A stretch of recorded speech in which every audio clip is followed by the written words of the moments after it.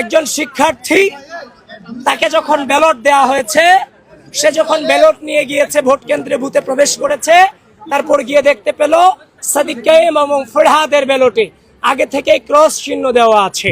আমরা সর্বোচ্চ ধৈর্যের পরিচয় দিয়েছি। আমি সকাল থেকে বারংবার উচ্চারণ করার চেষ্টা করেছি যে আজ আমরা কোনো অভিযোগ করতে চাই না, আমরা আনন্দ করতে চাই, উদযাপন করতে চাই। প্রিয় সাংবাদিক বৃন্দ, ইতিমধ্যেই রোকেয়া হল সম্পর্কে একটা ঘোরতর অভিযোগ আমাদের কাছে এসেছে এবং আমি রোকেয়া হলের ভিতরে চিফ রিটার্নিং অফিসার কর্মকর্তার অনুমতি নিয়ে প্রবেশ করেছি এবং সেই ঘটনার সত্যতা আমি পেয়েছি। একজন শিক্ষার্থী তাকে যখন ব্যালট দেওয়া হয়েছে, সে যখন ব্যালট নিয়ে গিয়েছে ভোট কেন্দ্রে বুথে প্রবেশ করেছে, তারপর গিয়ে দেখতে পেল সাদিক কাইম এবং ফরহাদের ব্যালটে আগে থেকে ক্রস চিহ্ন দেওয়া আছে।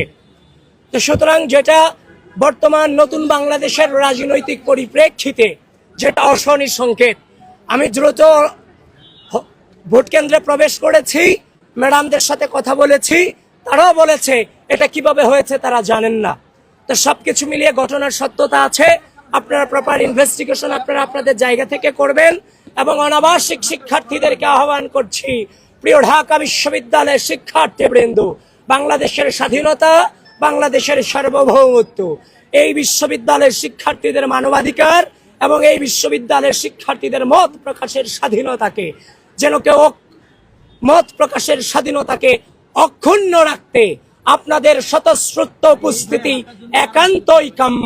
প্রিয় অনাবাসিক শিক্ষার্থীবৃন্দ, যে অবস্থায় আছেন আপনারা ঢাকা বিশ্ববিদ্যালয়ের কেন্দ্রগুলোতে চলে আসেন, ভোটাধিকার প্রয়োগ করেন। আপনারা সাংবাদিক বৃন্দ, আপনাদেরকে আমি আহ্বান করছি, আপনারা গঠনতন্ত্র করুন। গঠনতন্ত্রতে বলে দেয়া আছে পুলিং এজেন্ট এবং প্রার্থীরা ভোট কেন্দ্রে প্রবেশ করতে পারবে। এটা স্পষ্টভাবে লেখা আছে হচ্ছে যে আপনার গঠনতন্ত্রে। ইতিমধ্যেই কিন্তু এটা ফেসবুকে প্রচারও হয়েছে, সেই গঠনতন্ত্রের ছবি, 2025 সালের গঠনতন্ত্রের ছবি। অনিয়মের অনেক অভিযোগ আমরা করতে পারতাম সকাল থেকে, যেমন আমাদেরকে প্রপারলি পরিচয় কার্ড আমাদেরকে দেওয়া হয়নি।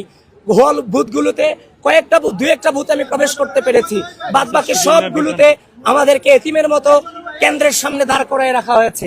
একজন ভিপি হিসেবে ভিতরে কি হচ্ছে তার তো তদারকি করার দায়িত্ব আমার আছে, সেটা তো আমাদের দায়িত্বের মধ্যে পড়ে, স্বচ্ছতার নিশ্চিতকরণের ক্ষেত্রে। তো সুতরাং যারা আমার বিরুদ্ধে এই ধরনের অভিযোগ করেছে এবং যারাই যে গঠনতন্ত্র না পড়ে এই সংবাদটা যারা ঢালাওভাবে প্রচার করেছেন, আমি আপনাদের আহ্বান করব, এই জুলুম গুড়া করা উচিত নয়। কারণ যখন আপনি এগুলো করে ফেলেন, এগুলোর ক্লারিফিকেশন দেওয়ার পর আগেই চরিত্র হনন করে ফেলা হয়।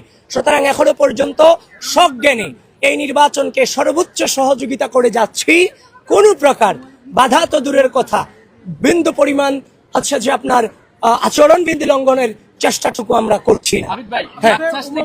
অভিযোগ করা হচ্ছে যে 21 হলে আপনাদের নামে যে ব্যালটগুলো রয়েছে সেখানে ক্রস চিহ্ন দেওয়া আছে, বিশেষ করে কাদের এবং বাকের বলেছে, এই বিষয়ে কি বলবেন? সেটা সম্পর্কে এখনো পর্যন্ত 21 হল দিকে যায়নি এবং সে খবরটা আমার কাছে আসেনি। ইতিমধ্যেই রোকেয়া হল সম্পর্কে যেটা দেখেছি সেটা সম্পর্কে মন্তব্য করছি। একটু পরে আমি ভোটাধিকার প্রয়োগ করতে যাব দোয়েন স্কুলে, সেখানে ওই সম্পর্কে আমাকে জানতে হবে, তারপর আমি মন্তব্য করতে পারবো। এর আগে আমার মন্তব্য করা সম্ভব নয়। আমি আবারও বলছি, ঢাকা বিশ্ববিদ্যালয়ের অনাবাসিক শিক্ষার্থীবৃন্দ, আজকের এই দিন বাংলাদেশের দিন, বাংলাদেশের বিজয়ের দিন, বাংলাদেশ পন্থীদের বিজয়ের দিন, বাংলাদেশের ভোটাধিকার, বাংলাদেশের স্বাধীনতা, ঢাকা বিশ্ববিদ্যালয়ের শিক্ষার্থীদের মত প্রকাশের স্বাধীনতা টিকিয়ে রাখার দিন। আপনারা কোনোভাবেই অলসতা দেখিয়ে বাসায় বসে থাকবেন না। আসেন, ভোট কেন্দ্রে ভোট প্রয়োগ করুন।